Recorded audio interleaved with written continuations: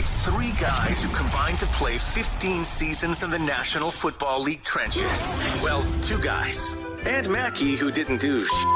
He just sits there and looks pretty. This is the OLine Committee. Yeah, and much like in the NFL, when December comes around, this podcast also starts to hit the gas pedal, boys. December football podcasting. December football podcasting. I'm so excited. I know, it's so exciting. We're here.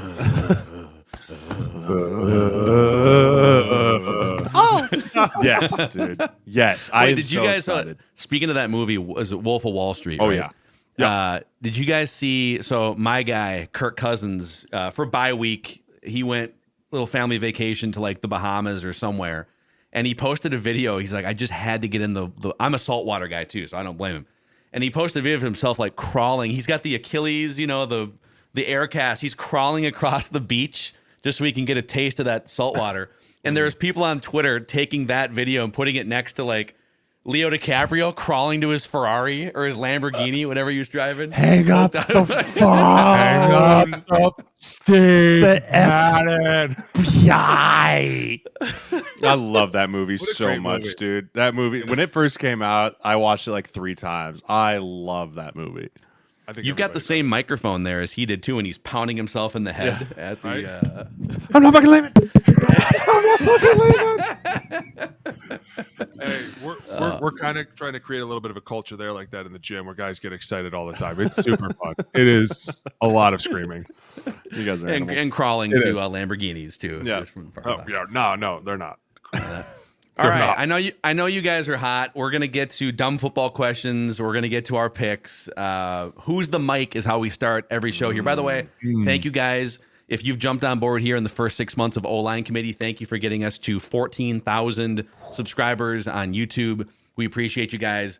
It's where a dumb fan gets to sit down with 2 former NFL offensive linemen and chop it up. We've got film reviews if you haven't seen those yet. And you can help us out by giving us a 5-star rating and a positive review on Apple Podcasts and Spotify as we grow the audio version of this show. But we start the show every week with Who's the Mic, where we identify the most important things on our mind in the football world. Jeremiah, the floor is yours. Yeah, you know where I'm going with this. I'm a college football guy. Love college football. I'm passionate about college football. It's not just a casual sit on the floor. Oh, that's a fun game. No, it means something to me. And what the College Football Playoff Committee did to the boys at Florida State is a travesty. They told us, and Boone backed me up here, since we were little itty bitty players, what's the one thing they always told us? Winning is the only thing that matters. It's the end-all, be-all. It doesn't matter how you get there. It doesn't matter what it looks like. All that matters is at the end of the week, one goes in the W column and not in the L column. And the College Football Playoff Committee shit all over that. They told these boys, they told all of college football, winning isn't everything. Winning doesn't matter anymore. All that matters is what we and the TV people deem important. And to tell the boys from Florida State, a group of 18 to 22-year-old men that showed up and did everything right. They went to every workout. They grinded through every practice. They overcame every adversity. They won an ACC championship. They scheduled non-Power 5 or non-con Power 5s and went and beat LSU. And then at the end of the day, they went, your quarterback snapped his leg. Sucks for y'all. You're out.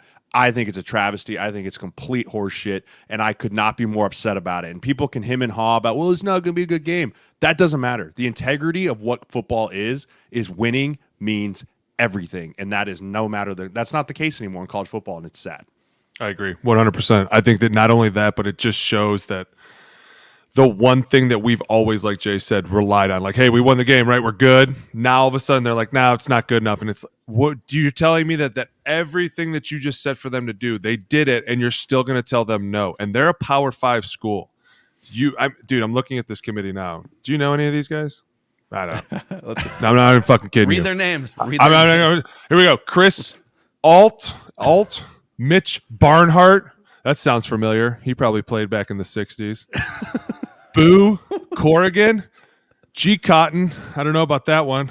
Chet Gladchick, David Saylor, Mark Harlan, Rod Mark West. Harlan has a family, okay? Dude, I completely agree. They completely fucked college football up forever. You really just ruined it for everybody because think about it. Because going forward, everyone's like, it doesn't matter. They're going to have 12 teams. Well, what happens, because everybody thought this would never happen, when 14 teams should be in and everyone's like, well, who should get in? And then all of a sudden they're going to go, records don't matter.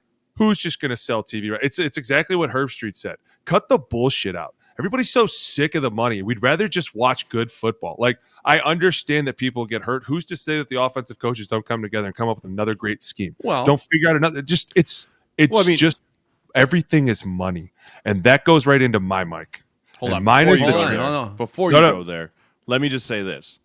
I guess the NFL playoff committee has to take the Jacksonville Jaguars out. I mean, oh, shoot, their quarterback got hurt. Can't put him in now. That's the exact same freaking thing.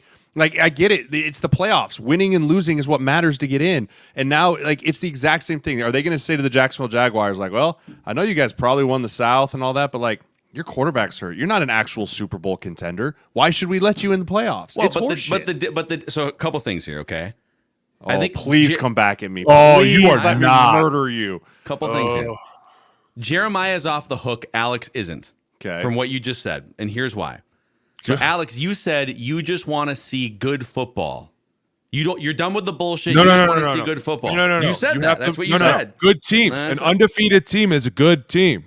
But Alabama, if playing Florida State tomorrow, is going to wipe the floor with them by double-digit points. How do you know that? How do you know that? Know that, Mackey. You don't. I think so. You think so. But that's what these guys think too. And all these football people keep looking at him going, stop. You're just pulling shit apart and putting it together like you think you know everything, and you don't, because you don't know what's being said in the locker room. You don't know how that coach is going to say to that team, and you don't know for a fact because one player's gone, this team won't come up and be like, you know what, fuck this shit. We're in the playoffs. Who the fuck's going to tell us what to do? You have no idea what's said behind these doors, and that's why we constantly keep telling all these people and everyone that keeps talking shit to shut up. If you go undefeated, you have to go to the playoffs. I'm sorry, that's how fucking sports work. If you don't like it, then don't watch. But we're all looking back going, we played this game and we don't even enjoy this shit. It's not fun because you're telling kids that really deserved an opportunity to be here, you're not going. And it's like, okay, but here's the thing. Let me. You guys can tear me apart here on this if you want to. Okay, but my logic is going to be, I think, fairly sound. Jeremiah's off the hook because you started your point, or at least early in your point, by saying it doesn't matter if it's a blowout game, that the team that went undefeated deserves to be in the playoff. Because my comeback to you was going to be, wait a second. Ultimately, the committee isn't promising that undefeated teams get into the playoff. Unlike the NFL, in the NFL you use the example of like if you win the AFC South or the NFC South conference, like the Jaguars, right? Yeah. So the Jaguars win their division, and you said it would be like if the committee came in and said, "Nope, sorry, no." But in the NFL, the rules are clear. If you win your division with or without your starting quarterback, you get to go to the playoffs. Right. In college football, there's 5 power conferences, at least until next year, and there is no rule that says, "Hey, if you win your conference, you're in." I think with the 12-team playoff, that rule will exist, and so FSU will be protected starting next year. But they're not protected this year. Correct. And my point is, listen, there's no rules. The rule is a bunch of people get in a room, Mike Harlan or whoever the names you just read off, they get in a room and they say, essentially, which 4 teams would make for the best semifinal and finals round of the college football playoffs. And they determined Michigan and Alabama is a better game. It's a closer game than Michigan versus Florida State with their 3rd-string quarterback. And I can't fight that logic. And by the way, Georgia has the biggest beef of any team. Georgia's like, we just won 29 straight games. We're the best program in college football. We lost 1 game, and we're 6th now behind Florida State. Georgia. Yeah. Georgia. Dude, none of that makes sense. Georgia's a better team than Florida State. That's my whole point. No, that you guys have taken it down to this tiny little detail, and we're saying broadly, why do you have a committee overseeing the number 1 through number 25 teams? It should be just like the NFL. It should be, hey, listen, if you win, you go on. This shouldn't even exist. It kind of will be next year, though. That's what we're saying. It does now, and now a team has been screwed, and now a bunch of kids are like, dude, wait a minute. The whole philosophy behind sports is win and you're in, and all of a sudden you're telling us we're not. You're going against the entire generalization of what sports is. You guys did everything we asked. As a matter of fact, you won every game. But you're not going to the big show. What the fuck sense does that make? Who would you take out? Alabama. So you're going to put... I would take out Texas. Fuck it. But you can't take out Texas and put Bama in, can you? No, here was my Texas beat Bama. Exactly. In Bama. That's my whole point. That is my entire point. It should be Michigan, Washington, Texas, and Florida State. But then you're leaving out probably the two. Well, I think Michigan's the best team. Sorry, Alex. But then you're probably leaving out the two best programs in the country. Don't lose. Don't lose. Win or lose, Mackey. Point. There's no gray area. And that's the problem. There's never been a gray area. It's either you win or you freaking don't. Doesn't matter the scoreboard. You win by 1, you win by 40. It's a win. You lose by 1, you lose by 40. It's a W and an L. Everything else doesn't matter. And now you're saying there's this gray area of like, well, they lost. And like, can we not forget that a week and a half ago, it took a literal act of God for Alabama to beat Auburn? Like literal act of like, I'm just going to drop this right there. Or the fact that they barely beat a USF team that went 6-6. Let's not pretend this is the Alabama that just steamrolled everybody on their way to the SEC championship. Like you just can't say that. And then to put in the same breath, like, yeah, Georgia's not in. Why is Georgia not in? Because they lost, right? Like that's the end all be all. They lost. Why is Florida State not in? Because we don't think that they should have won every game. It's just bullshit, dude. I can't handle it. And I honestly think that if we weren't going to a 12-team playoff next year, if this wasn't the final year of the switch, they would have put Florida State in because they known they would have gotten murdered if they didn't. But they felt like they had this little window of like, well, we can do it this year because next year it doesn't matter, right? And that is literally the only reason Florida State's not in. And that's literally what everyone's saying is, oh, well, next year it'll be fine. It's like, imagine being Jared Verse didn't go next year. Braden Fisk isn't going to be there next year. The other 100 kids on this team that did everything right and got promised the world if they did everything right from their coach because that was the way football forever and always has been, is sitting at home going, what was the point? What was the point of that 5 a.m. workout, waking up and walking into the door where it says national champion as our goal? And now we don't even get a shot. Right. We don't even get an opportunity. And everyone's going to say, well, my biggest fear, and I'll end with this. I'll end the round. I'll get off the soapbox. If Alabama wins it all, that's my biggest fear. Because then everyone's going to be like, ha, we told you. Right? Like everyone's going to sit there and throw in my face. And like, I get it. Like, sure, maybe they deserve to be in there, but don't lose. Yeah. Don't lose to Texas. Was the Ohio? So the year Ohio State won it with Cardale Jones, right? Yep. And now, so were they? They were undefeated going into the Big Ten championship game, and there was a lot of buzz because it was kind of a similar situation. Hey, boy, what do they have to do to? Was it Nebraska? They dog stomped Wisconsin, like 58-0 or so. Yeah. So and this is the thing too. It's like Florida State knows going into the conference championship game against Louisville. Hey, winning is probably not good enough here based on all the buzz, everything. If they would have beat Louisville instead of what was the final score, like 17? I have it in front of me here. It was 16-6. If they win that game 31-10 or 42-6, right? That's what's so messed up, though. Is like, how are you going to go? Quarterbacks I'm saying Ohio State was in the same situation, and they stomped the team they played in the conference championship to leave no doubt. And then they went on with a backup quarterback. Dude, they had a freshman. A freshman quarterback. Like even their backup quarterback got concussed. His brain was exploded. Like it's hard to win at all with the third string quarterback. But that defense, Florida State's defense is elite. Like they are elite. They got first rounders all across the board. And I get it. Yeah, they had to go win in better fashion, but they didn't. Who cares? A W is a W. That's all that matters. This is really Michigan's fault. No, it's TCU's fault. This is TCU's fault. This is 100% TCU's fault for going out there and just getting wiped up and down the floor. That's their biggest fear again, because guess what? Money is what greases the wheel that goes round. So that's it. Off of it. Right. I wish I could fight you even further on this, but I generally agree. You got to put the 13-0 team in. I'm sorry. You do. You have to. So I guess, does that roll over into my mic? Yeah, sure. We're now talking money. We're talking money. All right. You know what? We're talking money. Over 1,100 kids jumped into the portal the day it opened. The transfer portal is clearly my mic. This has become fucking pathetic. Everybody is up and leaving and going here and going there, and it is just making absolutely zero sense. And then now you got coaches coming out saying that it's going to cost $1 million to $2 million to get a quarterback. Do you realize that $2 million is more than rookie minimum? That is more than the fucking rookies are making. That's more than Brock Purdy is making right now. I'm not I'm even gonna start kidding. a GoFundMe for my Minnesota Gophers to get some. This has become ridiculous, and I don't even care that I didn't get paid because we had our fun. Okay, we did our shit, but this has become like 1,100 kids jumping into the portal in one day.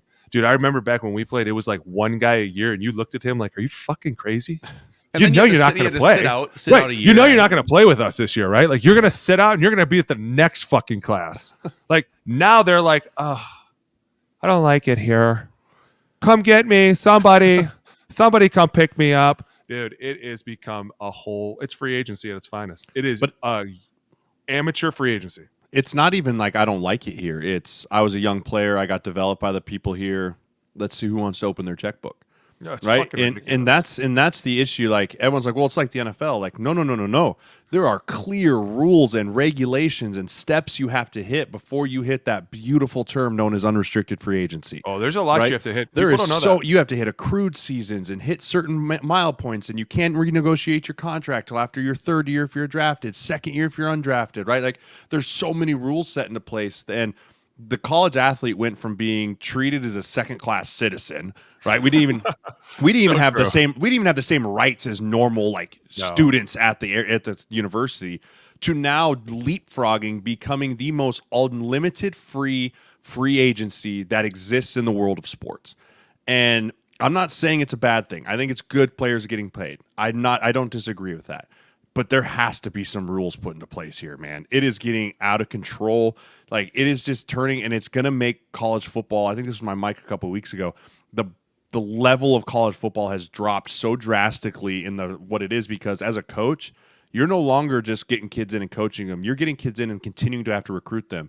And if you're in a group of 5, you better pray someone doesn't become a good player until their senior year. Like if you have a kid that you bring in, develop for 2 years, and he goes out there and he's an all-conference Mountain West kid, guess who's knocking? Ohio State, Michigan, Miami, Louisville. That's just going to open the checkbook and be like, hey, we'll pay $500K to come play here. See you, CSU. If you even just went back and said, okay, look, let's add one thing to this, because I agree, 1,000 players. If I'm a coach, I get that I'm making millions of dollars. It's a pain in the ass for everyone. I do think, because coaches can get up and say, all right, I'm going to leave this school for that school, and it's millions of dollars. Like if coaches can do it, there should be some mechanism for players to do it within reason. Mm-hmm. But don't we have to reinstitute some sort of buffer? Like maybe you get one free transfer portal, but then Yes. But then After that, you have to sit out a year, right? Like, there's Yep. got to be something. I mean, we're watching quarterbacks play for 3 different teams in a matter of 5 years. It's Like, insane. What? Hey, let's be honest. Who's that kid from Ohio State, McCord? Dude, he's leaving. He's like, I'm out. I didn't beat him. I'm out. And they basically told him like, listen, we're just we're gonna go look somewhere else. Like, dude, I remember there was a time when coaches would like recruit you and be like, yo, you're my motherfucker. You're my dude, and you're all I got. So you better be coming here and you better be ready to roll. And now it's like they have these meetings, like you're turning these kids into grown men, and they're not ready. I'm telling you right now, they are not ready to hear that. Hey, listen, you did a lot for us, but we're gonna go draft another guy to do your position. Like, you're not going to be the starter next year. I remember the conversations were more like this. Hey, listen, this shit wasn't up to snuff. I hope our class is legit next year. Y'all better be ready to work. Like, it wasn't like, hey, we're going to go pay somebody to come take your spot. It was like, no, we recruited the fuck out of these dudes and they're hungry. And you were like, all right, now it's time to go. Right now it's like, we don't like you. We're going to pay somebody else. You can leave. So you're kind of coaching from a nervous point, right? Yes. Because you can't, if you really get out, if a guy needs it and you get on a guy, you're in the back of your head, you're like, well, he hates me. He's now. gone. And so Yeah. He's probably calling some agent that he's not really signed with, and he's calling some other team. Like, it's become such a backdoor fucking thing. There's It no is- rules, dude. It is There's ridiculous. no If you rules. knew the truth of what is really going on, it's insanity. Dude, it was insane when I was playing. And now I hear the stories and I'm like, well, how the fuck do you get away with that? Because there's no governing body. But Dude, like the NCAA used to be this giant hammer that they would just wield over everyone. And you'd sit there and be like, oh, you got a free meal? Buh, ineligible. Right? Like, oh, you talked to that person? Boom, ineligible. And then NIL came out, and now they're just the gumless grandma with no dentures that just sits there like, I can't do anything but schedule tournaments and just try and facilitate things. Like, the NCAA has no teeth anymore. They're miserable. It's stupid. We need to just disband them altogether. We need to do So what? How do you guys want to see this all, like in 5 or 10 years? If someone said, okay, inexplicably, Jeremiah and Alex, we're going to give you full control over the structure of Beautiful. I was going to say college football, but I'll just say amateur football. Yeah. How do you want this to look in 5 or 10 years? I think if you commit to a school, you need to have a minimum of a 2-year commitment. If you're I come out of high school. I think coming out of high school, it's a 2-year scholarship offer. And the only way you're allowed out of that scholarship offer is if your coach gets fired or leaves, right? You can jump in the portal right away if your coach gets fired or leaves. That's no problem. Other than that, you have to have a minimum of 2 years at your school, right? I think that's one way to do it. I think I like your transfer rule. After 2 years, you can transfer one time, no penalties, nothing, no issues. After that, you sit out a year. You sit out a year. You have to know, is this worth it or not for me to miss an entire year of college football for me to transfer? And then you transfer a second time, it's 2 years. Right? Like, I think it just continues to go up and up and up. 30 years old. Yeah. With Chris Wankies running around. And then eventually the COVID year is going to go away. Thank God. And now these kids are only going to get 5 years of eligibility again. Yeah. Right? That's it. You get 5 years of college football. There's a finite amount of time you can play college football, and then you're done.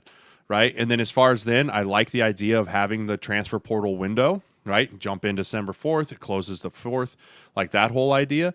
But there has to be a governing body that's trying to regulate tampering. There has to be I think you should have to be certified to be an NIL agent, right? Like you have to be certified for the NFLPA. If you're going to represent kids and negotiate on their behalf, you have to be some sort of certified so that guys don't get screwed like that Florida player that like signed away 20% of his like career earnings for the rest of his life for like 60 years. Genius play by the agent, right? Right. Like, because there's no one's reading these things over. No one's looking at these things. They drop $400K in front of a kid and go, hey, yeah, sign this contract and this is yours. Okay, I'm 19.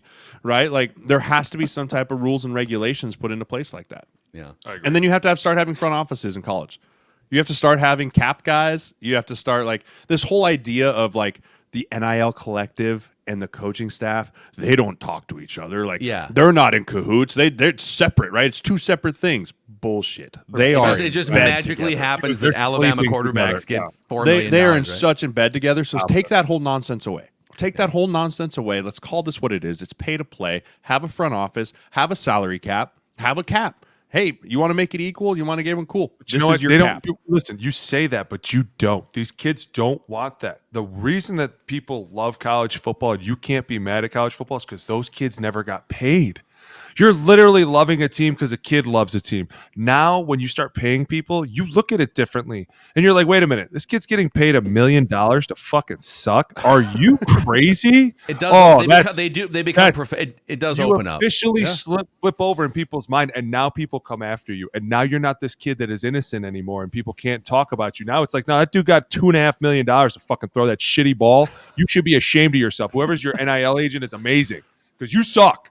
By the way, I don't remember who the comment guy was that says, I like you guys, but I don't appreciate your foul language. Just go ahead and skip this episode because you're not going to enjoy this one. I apologize, but this is a very hot button topic for us. It is. Here.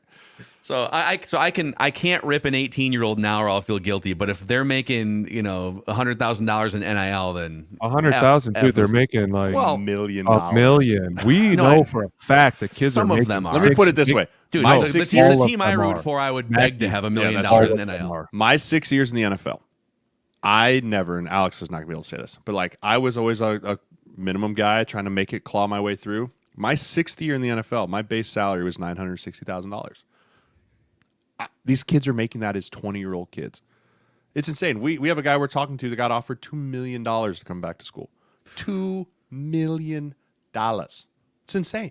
Yeah, you're better off staying, and you're not getting that money if you go to the league, right? I think it's gonna course correct in a big way soon because it has to. I think that eventually rich people give money because they're rich and they know how they made money. Yeah. Eventually they're gonna be like, what? Where's this return I was promised? Right? Where is this? And the other thing it does is it gives so much power to people outside the athletic department. Right? Like if you start allowing basically they're venture capitalists. Right? These guys are essentially like funding athletic departments, like the rich people that are donating. And if eventually it comes to a point where they're like, I don't like this coach anymore, they're going to walk straight to the AD and go, hey, remember who's funding all this? Like, remember who the hedge fund guy is? Yeah, that's me. I don't like this coach. Get him out. And the AD is going to have to go, huh? Okay. Right? Like, there's too many cooks in the kitchen right now with the college football world, and it's got to course correct or college football is going down a dangerous path. Yeah. All right, I got one more mic for you guys before we get to our picks, our dumb football questions. We can keep this simple. And if you thought that was a soapbox, I'm going to bring an even bigger soapbox out. The mic is all three of us for correctly identifying what the rest of the football talking head world didn't realize until this week. The San Francisco 49ers are that dude. Dude, they have. So we on this show, if you've been listening or watching this show, we've told you about the San Francisco 49ers the whole season. They go out and beat the brakes off the Philadelphia Eagles. Now, I get that San Francisco had some more rest and Philadelphia coming off an emotional game, whatever. Don't do that. 42-19, 6 touchdowns on their last 6 possessions. And when Trent Williams is healthy, they've lost, I want to say, 2 of their last 25 games going back to last year. One of which their quarterback's elbow exploded. Let's be honest. You watch that game, and every run went to the left. Every single. No, I'm not kidding you. If you go back and look, right. every fucking after like 10 of them, I go, okay, listen. I know we used to do this sometimes when guys were hurt. Like we'd be like, hey, listen, we're only running left, so shut the fuck up and deal with it. But when you talk about what one guy can do, I cannot wait to break this. I rewatched the game last night till like 2 a.m. I was so excited because just literally, not only did this team go into Philly, you went into Philly. And you got their head security guard kicked the fuck out of the game. And then you beat that ass. Dom. His name is Dom. Put some respect on Dom's name. Hey, listen, I'm not putting any respect on anything from Philly right now. That's what you get when you walk up the Chiefs tunnel talking shit. You get a team that comes in that goes, listen, you don't fight. We do. Shut up. Let us do the talking. Dude, I'm telling you, we've been saying it for weeks. It's the Kyle Shanahan effect. It's the fact that he just puts his foot on the gas and the team feels it. They run to the left constantly. Brock Purdy's looking good in the backfield. I mean, they were just throwing dudes around in the game. Christian McCaffrey's still out there, but defensively, like being able to shut down that offense and put pressure on Jalen. Did you see that the secondary was just blanketing? Like Jalen was running around at some point. Like, I'm like, God, how long can they hold this pass rush off? Jesus Christ, dude, throw it. It's incredible. It's incredible. And right now, and we'll see where the MVP voting winds up because Dak Prescott's going to have a say in that conversation. But Brock Purdy is sitting in the best car you can possibly drive in the NFL. But he is driving the shit out of that car more than Jimmy Garoppolo. Now, Garoppolo did drive it to a Super Bowl, but in terms of the numbers and the productivity, different level. A lot of that stuff that came back when Garoppolo was there was a lot of their fucking run game. That's exactly what it was. They ran the ball a lot, and now they look to Brock more than that. And I think this is what I'm the most excited about. If he does win the MVP, nobody will ever have to ask, is he an elite quarterback? I will never have to hear, is this dude elite again? It'll be like, yeah, he won an MVP. Shut up. God, now you're just a hater. Are they elite is my favorite pointless NFL debate. Do you guys remember like 10 years ago, is Joe Flacco elite? That was a question for 2 years raging on. Then he wins the Super Bowl. This is Joe Flacco elite. I think Brock Purdy, he's elite in this system. That's all you need to know. Doesn't matter. It's his system. Mm-hmm.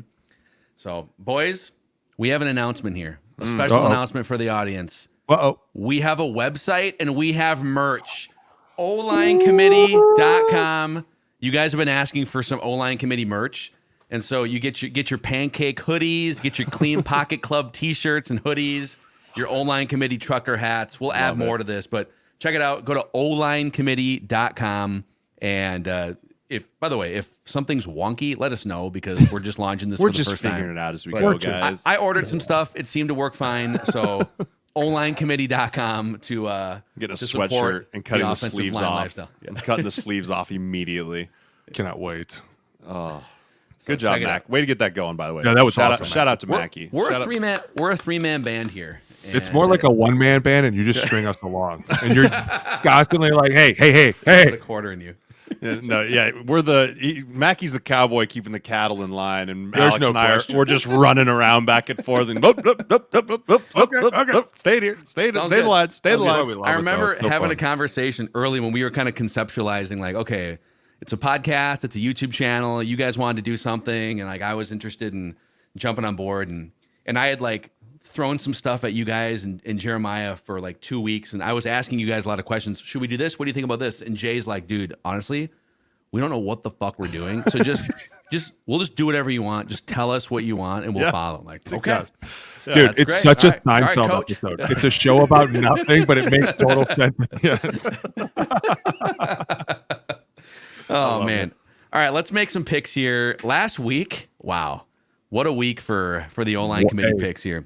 What a week of football. Jesus. Big time across the board. We got half the teams are playing backup quarterbacks, and some of those guys are lighting it up. Like Jake Browning, for God's sakes, comes in and lights it up.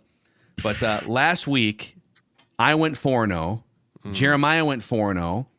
Alex went 3-1 because we aligned on 3 of the games, and Alex had we were going to align on all 4, but you decided to go with your hometown Browns, and they let you down. Yeah. So couldn't even beat the Rams. Bastards. So with that, I'm 36-16, 5 games up on Alex, who's 31-21, and Jeremiah is now just 1 game back of Alex at 30-22. We're coming. 6 games back from me.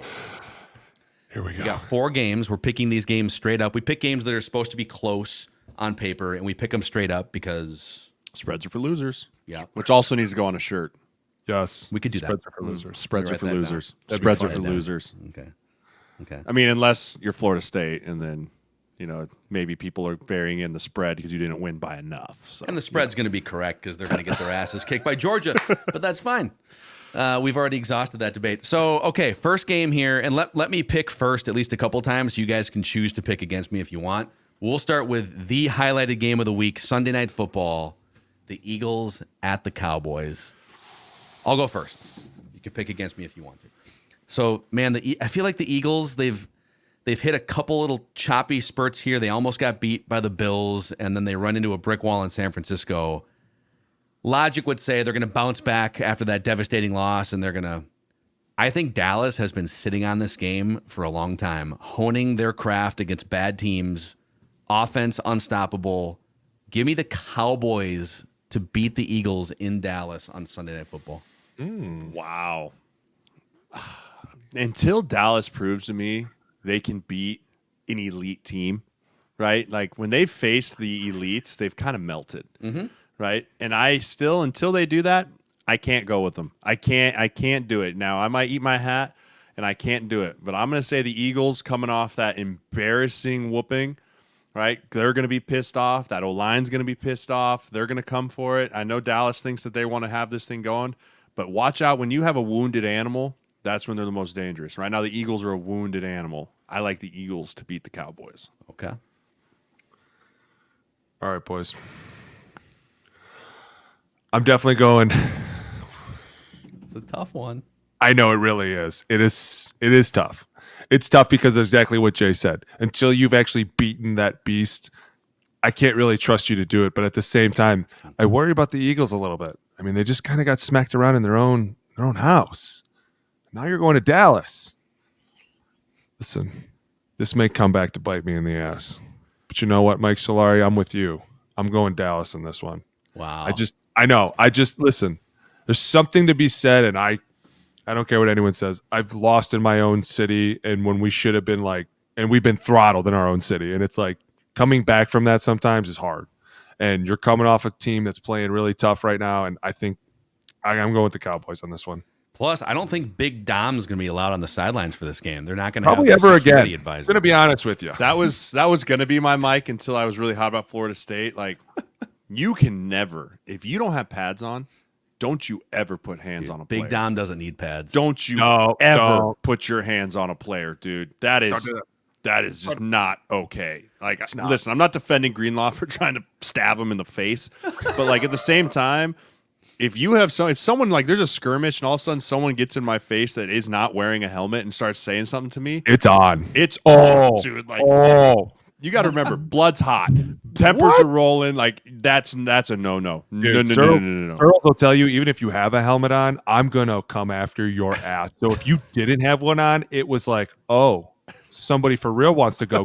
Okay, I'll fucking play. Is there anything more Philadelphia than them having just like a meatball looking guy named Dom? Yeah, he's a bunch of the gold chains. Hey, he's like, what I do? Okay, Bills at Chiefs. I'll go first again here. Bills coming off a bye. They've played a lot better without all the results. They lost to Philadelphia, but they played very well. in almost any other circumstance, I would say, okay, the Bills off a bye, bad taste in their mouths, Philadelphia, now they're going to get right. But I feel like Kansas City also has the get right vibe off that loss. It's just awful schedule timing for the Bills. I don't think they play poorly, but I think they lose to Kansas City. So give me the Chiefs. Man, I still think the Bills are talented enough to win the Super Bowl. I do. Like, they have enough talent on their team. I like the Bills. I think the Bills get back on track coming off a bye week. They figured some stuff out. They got their life put back together. I like the Bills. This is going to be a pivotal week in the OLine Committee picks here. Dude, this is going to be... I'm getting nervous. I'm starting to sweat a little bit. Guys, it's coming down to the wire. All right. The Bills are coming off a bye week. That's always huge. The Chiefs should have won that game possibly. If there was won a lot of games this year. One PI call changes that game, and that dude was all over him. And don't act like he wasn't. But I'm just saying. He saved MVS from an embarrassing drop is probably what happened. Let's just be honest. By the way, he dropped one earlier in the game. Yeah. Every game. And that's why I think, I'm going Bills on this one. I'm sorry, Mackey. Man. I think the bye week, Josh Allen. I get to. Do I get to clinch the picks this week? This is great. No, because I'm with you on the Cowboys. Okay. Couple other games that have playoff and division implications here. Broncos at Chargers. The loser, probably done. The winner still has some hope. In fact, I could see if the Chargers lose this game, I could see Brandon Staley getting fired on Monday. Oh, for sure. Yeah. So Broncos at Chargers. I'll pick first again here. You guys can pick against me. This feels like a game on paper. The Chargers are favored. The Chargers are probably even more desperate because like they've got one extra loss. But at the end of the day, two similar teams in terms of kind of where they're at. Give me Sean Payton 10 times out of 10 over Brandon Staley. Okay. So I'm going to pick the Broncos to win on the road here. Did you not watch the Chargers-Patriots game last week? Dude, they couldn't do anything. Nothing. And like, 6-0? Listen, all you Broncos haters out there, you know I've been on the bandwagon. You know I love the Broncos. They're my favorite team. I think the Broncos are going to win. I think the Broncos are going to beat the Chargers. I really do. They fought. They fought against Houston. And like that was a great game. Right? That was a great game. I like the Broncos. Okay. I agree with you. And by the Broncos way, Nation, Rise up. Let's ride. Yeah, let's ride. Hey, I saw the craziest stat. It was over a 4-game span, the least amount of points that a defense has given up, and it was the Patriots, right? And it showed the last like 5 teams, and it was like Patriots have given up 46, the next one was 49, the next one was like 51, then 63, right? Everybody was 4-0 or 3-1, and the Patriots are 0-4. And I was like, wait a minute. You've given up the least amount of points ever in the history of football, and you fucking lost every game. My God. Can we just make it official? Can we please? And the Chargers putting up 6 points, dude. Justin Herbert has to be just the most upset. I see him getting hit every which way, and he's still battling. Like, I'm not going to lie to you. That dude's tough as shit. There is no quarterback, I think, in the league that is tougher than Justin Herbert. I've seen him get rattled, like mangled, and come back in like, I'm okay. Coughing Dude, up he had a that lung. like weird finger thing on for the longest time. And just O-line's like, hey, bud, you okay? It's Andrew Luck. It's Andrew Luck 2.0. Dude, it's man. Andrew Luck reincarnated. I feel terrible for him because they got to fire Brandon Staley. I'm so sick of that shit too. Give me the Broncos, unfortunately. Well, they also drafted a wide receiver that apparently only knows how to play on one side of the football. Right? Like that whole thing, like coach only played left side at TCU. It's like, what? Oh, yeah. What do you mean? Quentin Johnson. Well, I just walk over the center mast of the field and I become on the right side. See that? Look at me. I'm fucking creative. Why do coaches have these problems? And you know what's even worse? Here's another, Mike. The leaks in the NFL. Aaron Rodgers, I'm with you. I knew who San Francisco's mole was, and I know who the Vikings mole was. And I always used to look at him like, I saw what you said. The whole world saw it. And I know it's you, dickhead. Can you shut up? Shh. There's my new mic. I love how the Rodgers thing. It's the best, dude. The Vikings did something similar. The Vikings brought in Brett Favre in 2009, and they got the magic carpet ride season. They went to the NFC Championship game, and then the train wreck was 2010. The Jets have skipped the magic carpet ride altogether. Just like straight into train wreck right away. Here's what's great, though, and I know I'm getting us off topic, but this is great. Aaron Rodgers actually gives a shit about New York, and it's almost like he's trolling the Packers. Dude, he called this season ticket holders and put it up. If anything, he's just fucking with Green Bay. Like, dude, I'll do whatever it takes. Now he's out here like, I want to know who the mole is. And you know that Woody Johnson's like, hey, shut up. Okay? I know who the mole is, too. I planted him, that moron. Right? Aaron Rodgers like, I want to know. me. If anything, Green Bay's like, God, he never cared this much about us. What the fuck? Dude, it's amazing. I love it. It's just mental war games. Okay, final game here. We have, I don't know if you guys noticed this, but we've got a battle for division supremacy. Oh, this week. yeah. Here we go. Woo! Hit The me. NFC South is up for grabs between three teams, four teams that are below 500 or 500. So we could have a below 500 division winner there. I love those. The Atlanta Those are my Falcons hosting the Tampa Bay Buccaneers for first place in the NFC South. Oh, I'm gonna go first. So I'm just going straight up Tampa Bay. I can't go with the Falcons anymore. They're killing me. Crushing me. I just don't understand. I don't know what's going on anymore. I get it, your dad's a billionaire. Maybe you just don't care as much. I think this is a good lesson that we all learned, that we should go after coaches that really know what the fuck's They've going on. won 2 games. They haven't lost in 3 weeks. I'm Two just games in a row. Tampa Bay. I'm going Tampa on this one. Strictly have a talent issue. I'm going to go Tampa Bay as well. I mean, Bijan Robinson's maybe the most underutilized, best running back that's ever been coming out of Atlanta in the last 10 years, and they just don't use him, right? I mean, Drake London should be a stud. Kind of don't really use him, right? Tyler Algier was great last year. He was fantastic. Okay.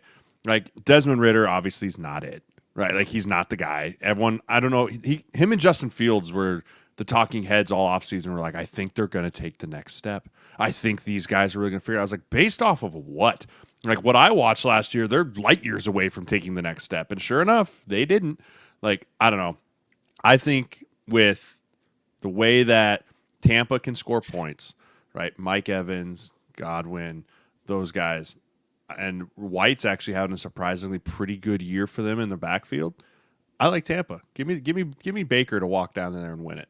Dude, Wow. Division Mackey, champion. you realize Division that- champion. You like they beat the Jets by 5. What the fuck are you talking about? Dude, they held the Jets to 8 points, man. Oh my God, Tim Two Boyle! of Are you those were a fucking safety. kidding me? Okay? You guys are slinging all Oh this my hate. God! Go You know for what? it then, Mackey. Just to Do prove a it. point, I'll take Do the it. Falcons to win this game. Give me the home team here. Here we go. This is how You it got- starts. The Falcons have not lost a game since November 12th, a bye week, and then 2 straight wins. They beat the Saints a couple weeks ago. Oh, So not the give me Saints. Give me the. Well, I mean, they just beat the teams on their schedule. You beat the teams that are on your schedule. Okay. Hey, you're right. You're right. And you know what? The committee's going to go? No, you suck. Unless you're Florida State. We're no longer Exactly. allowing the NFC South into the playoff picture. You all have no chance.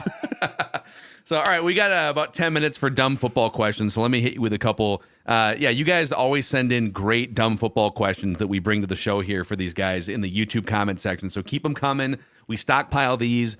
We'll get to at least a couple here. One from Nick K. What's one play from your career that you'd want a redo on? Oh, boy. I'll tell you the exact play. Wow. Week 5 against the Giants, 2016. I played for the Minnesota Vikings. I pulled around on a 99 whack, and the defensive back at the very last second fell to the ground and completely shredded my knee. Ended my career. I mean, I played through it obviously for years, but it just absolutely tore my knee apart. And then there was another one in Cleveland. We ran 20-22 duo, and Blake Bell, love you to death, bro. You know I do. He was a rookie. Forgot to block Paul Kruger, and he fell on my leg, and it tore my MCL and ripped a piece of my femur off and ended my season. What? Those 2 plays, yeah. And then there was one more. There's these 3. Mike Upati fell on my leg, and I love you, Mike. You know I do. Against the Chargers, when Cap took that 100-yard touchdown run that we got called back, he fell on my leg and tore my ACL.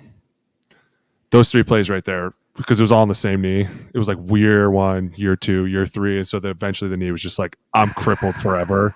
So those 3 plays I want back. But every other one, I would take every ME again. I would take every sack again. I would take every bullshit play again. Because, dude, but those 3 were the most painful too. So yours are more just like injuries that you would I think not about want this all to the time. happen. I think about this all the time. Like if I'd have just went down low on that cornerback against the Giants, I'm not even kidding you. I think I'd still be playing. Oh my God, I knew you were gonna say that. Sirles, you know I would. Stop it. I think wouldn't. you're If right. My body didn't break, I'd still be there. it's that one play that caused all these problems. People are like, yeah, it says here on the chart against the Giants. I was like, I know it was like play fucking 21, dude. I remember looking at Tony and he looked at me like, that looked like it hurt. And I go, I don't think I can walk. Get up. Okay. Mine's in a slightly different direction. Boone, you'll remember this play. 2016. We're playing the Commanders, the Redskins at the time. Stop. Don't go Nope, there. we're going Don't there. fucking do this to me, dude. I didn't play the entire game. I was on 6-man rotational in. I think I had like 2 plays on goal line. That was it. We're driving down. It's cold. It's December. I'm on a sideline in a coat. Like, let's get out of here. Driving Fourth down quarter. to try and go win the game. 2-minute drill right at the end. There's 30 seconds left. All of a sudden, I see Jake Long, who was the starting left tackle, fall down on the ground and do the classic grab my leg and hold it up in the air like, oh my God, it's dead. And I'm watching him and I see him doing that and everyone runs out there. So I drop the coat and I'm like, oh boy, 4th down. Gotta have it. Here we It's go. literally 4th down. I'm not even kidding It's you. 4th 30 down. seconds Yep, left. 30 To win the seconds game. left. I 4th down. I found the game log here. I start 4th and 17, by Yep. the way. So I come running in, right? I'm doing the high knees as you're running in, like, okay, got to get some lube in the joints, right? Like going around.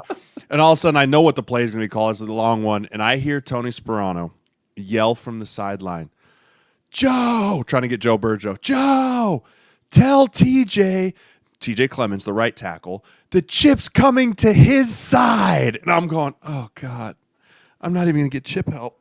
And so I'm sitting there and like, all right, they get him carted off the field. Achilles has exploded, whatever. We get in there and they're like, all right, gun, trips right, 64, XY cross, Z Dino, on the hard 2, ready, break. And I walk up there going, not only does he get the chip, he gets the slide.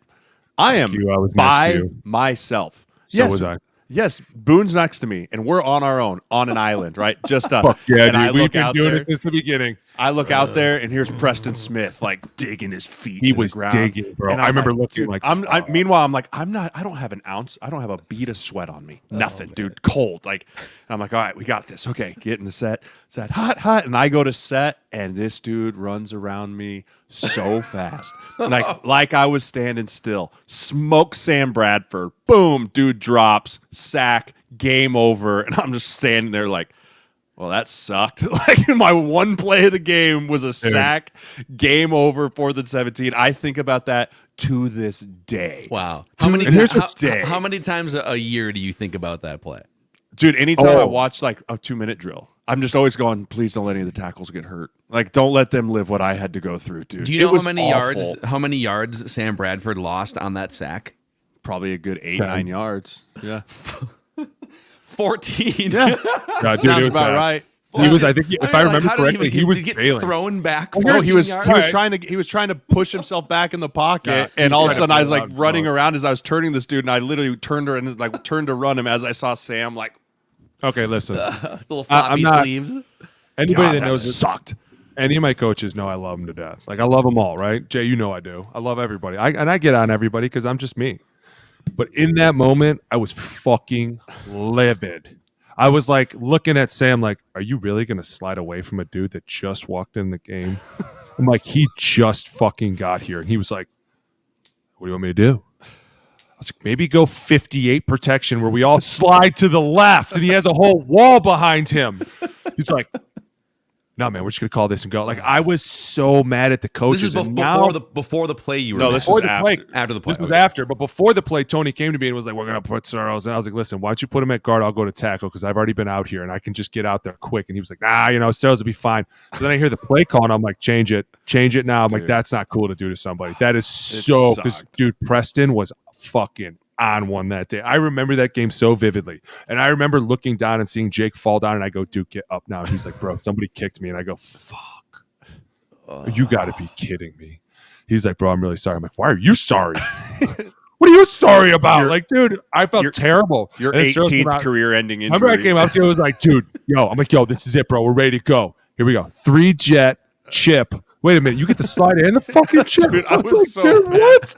Like, you couldn't even at least give me the slide. Like, at least I know if I got the slide, I can I was overset him and so someone mad would at be the coaches. Dude, it But sucked. this takes you into kind of a world of why we get so mad at the coach. People are always like, well, how dare you get mad at a coach? You're like, dude, I know what's best in that situation. I don't need someone to lord over me and tell me what to do. I've been here enough that you should just trust my judgment. When I was like, Tony, you should just let me play left. Because, dude, we were about to win that game. Tell me I'm bullshit. We were driving You down. don't need to drive salt in the wound, Boone. I know. You I'm were- just saying. It's There not, was a- but that's there was- another thing. Because, dude, I have the same nightmares you do. What I was the still score? wake What up. was So the here's score, what Mackey? happened. So here's what happened. You guys were down. Is this right? You guys were down by 6. Yes. It was so you didn't need a field goal. So they need a kicked a field touchdown. goal, touchdown to win. You were at Washington's 21-yard line Yeah. on the second down play. Yeah. The second down play was a 7-yard sack. Timeout Washington so they could preserve Yes. some clock in case you guys scored. And then so that was with 40 seconds left. Then Bradford throws incomplete to Cordero. Offensive holding, I think, resulted in a runoff. Maybe They gave Jake Long a holding because he tore Okay. he tore his Achilles and grabbed the guy on the way Okay. down. So not only did he end his career, he ended Yeah. it with a holding penalty. And then you had, so it was basically 4th and 17, 11 seconds left, or whatever it was. Yeah, 11 seconds left at the 28-yard line. So it was kind of not a Hail Mary, but like No, it a wasn't. pass It in was the end it was a zone. very doable play. Yeah. It So, sucked. That's the one play. Yeah, I'd want that one back. That's a great one. So if I brought up Dallas, would that be a No, that one wasn't my fault. That one was my You're fault. still sticking. Fair. Fair. I'll spare you guys the 8th grade football play that I would like back. Yeah, it's tough. Tight end. I dropped a pass out in the flat, wide open. Brutal. Yeah. Never saw the field again. Anyhow, we got to get going to our film breakdowns here behind the scenes. So we're One gonna more say quick goodbye. one. One more quick one. One more? If you One guys quick can one. answer in 2 One more? minutes or We'll do less, it quick. 'cause we We'll gotta do go. it quick. We'll do it Okay. quick. Okay, here we go. This is from YHW. What is the best atmosphere at a home stadium? Like, what's the best or craziest atmosphere to play in the NFL? I will say for me, the craziest was definitely Oakland before they moved. Like, that place was wild. I remember we went there with the Chargers. We got beer bottles shattered our bus window one year. Wow. Then when we went back up there with the Vikings, Adrian Peterson ripped off a long one, scored, and you just watch like the beers come raining out of the stands onto the field. Like, that place was wild. Without a doubt, obviously playing from the Niners, the Oakland games were fucking, dude. They would tell our families not to go. They'd be like, "Don't, you're not going this week," because one of the dads got punched in the face because he had the jersey on, and Yeah, like they're just like it was looking to fight. Yeah.